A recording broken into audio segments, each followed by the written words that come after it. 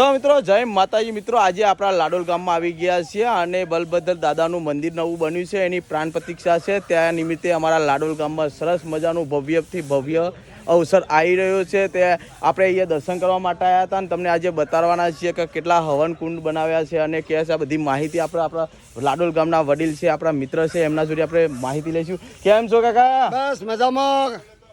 તો આપણા બલભદ્ર દાદાનું મંદિર બની રહ્યું, કેવો ઉત્સાહ થવાનો છે? ફૂલ ઉત્સાહ થવાનું છે, જોરદાર. જોરદાર. બધા આજુબાજુથી ગામડામાંથી બધા આવવાના છે.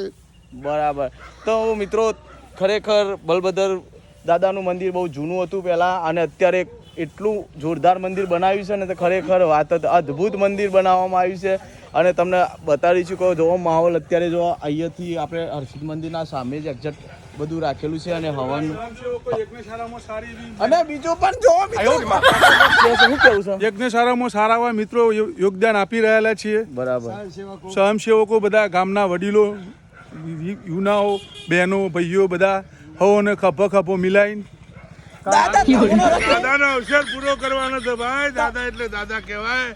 દાદાનું માન એટલું બધું અત્યારે હાલ ચાલી રહ્યું છે કે જે બળભદ્ર દાદાનો પ્રાણ પ્રતિષ્ઠા મહોત્સવ ગામડે ગામડેથી લોકો દર્શન કરવા આવશે.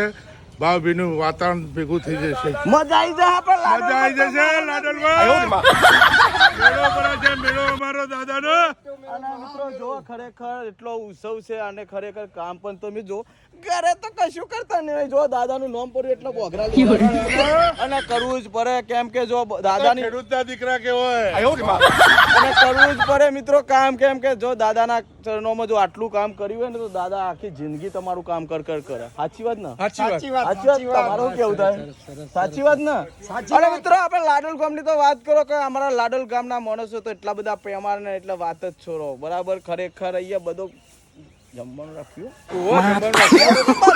છે જમવાનું, કેમ કે માતા કેમ કે મિત્રો બધા ડખા પડી યાર. તમે એવું કહેશો ના તો દાદાનો પ્રોગ્રામ ગોટા હમણાં ખાવાનું બંધ છે થોડા દાડા એવું ના, એટલે ખાવાના છે પણ એ તો પછી ખાઈશું. તો મિત્રો જો અહીંયા ખરેખર આપણા અહીંયા લાડોલ ગામમાં દર વર્ષે ખરેખર હરસિદ્ધિ માના પ્રોગ્રામો કહો, રણછોડજીના કહો, અને પાછા આપણા વાડીનાથના પણ પ્રોગ્રામો કહો. અને સરસ મજાનું અમારું લાડોલ ગામ એટલે ધાર્મિક રીતે તો વાત જ છોડો. શું કહો?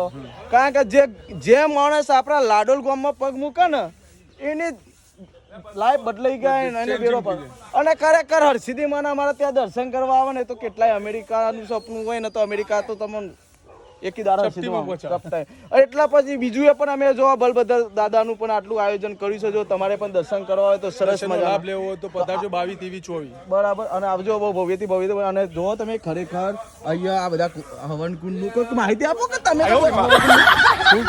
હવન કુંડ જ યાદી પ્રાણ પ્રતિષ્ઠા નિમિત્તે યજ્ઞ બનાય 101 યજ્ઞ કુંડ 51 કુંડની યજ્ઞ એવું છે એમ ને?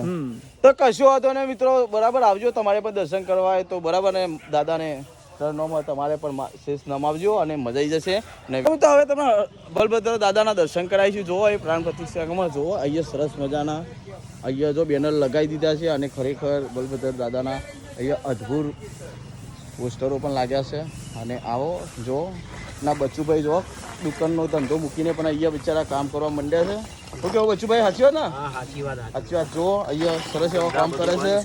અને જો કામ ધંધા બધું બંધ છે. કામ ધંધા બંધ છે, કશો હતો ને 4 દાડા કામ ધંધો બંધ છે ને, તો દાદા તમને આખી જિંદગી તમને તમારું કામ કરી આલશે. તો મિત્રો વિડીયોમાં બની રહેજો, કેમ કે હવે આપણે જઈશું બીજા કામ માટે અને શૂટિંગ માટે. અને આપણે નીકળ્યા હતા તે કાકા આપણા વડીલ હતા કે ગમનભાઈ ભજ્જો ખાવા રોજ ખાવા તમે વિડીયો બનાવો અને જોવા ચશ્મા બસમાં કેવા લગાવે તો લગાવવા જ પણ બરાબર. તો વિડીયોમાં બની રહેજો. જય માતા.